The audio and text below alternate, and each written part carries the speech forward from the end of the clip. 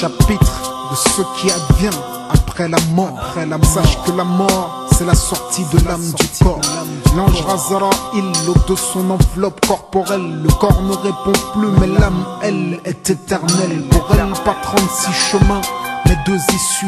L'enfer ou le paradis, qu'importe d'où t'es issu. Qu'importe ton origine, ton rang social ou ta couleur. Ton nombre de diplômes, la mort passe te prendre à l'heure. Beaucoup sont aveuglés par ce bas monde, courent après l'argent et commettent des actes immondes. Mais viendra un jour où ils auront à rendre des comptes. Chapitre de ce qui advient après la mort, je te raconte.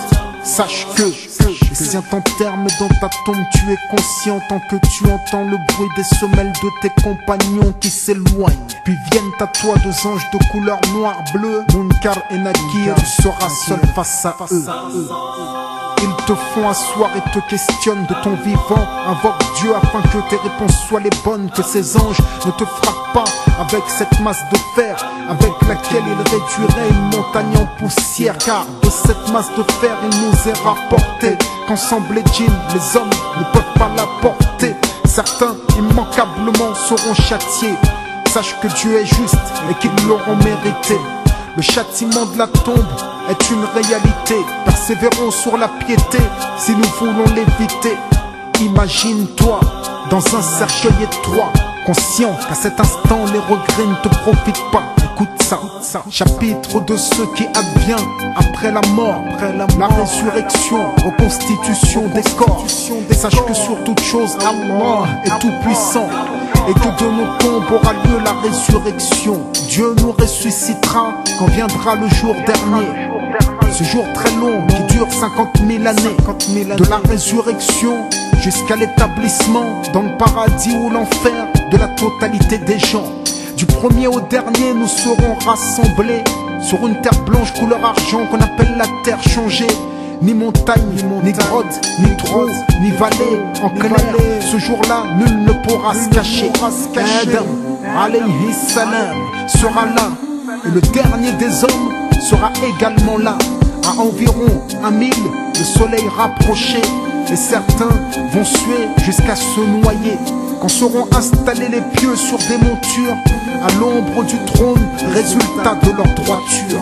En somme, animaux, djinns et hommes réunis pour un jour sans corruption, injustice ni tricherie. Chacun de nos actes nous sera exposé. Dieu sait toutes choses, aucun rien ne sera laissé de côté.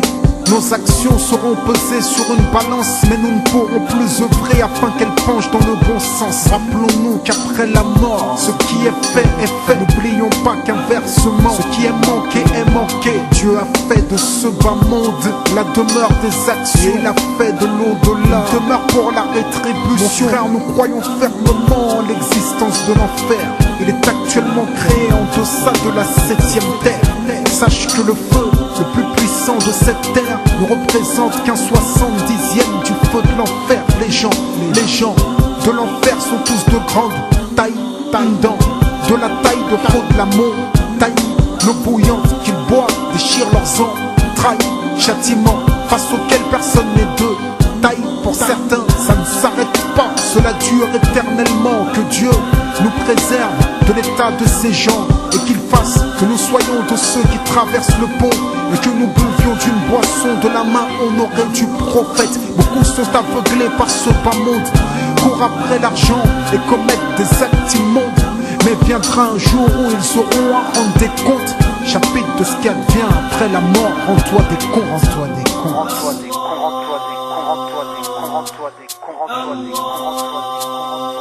Rends-toi des comptes. Chapitre de ce qui advient après la mort. Rends-toi des comptes.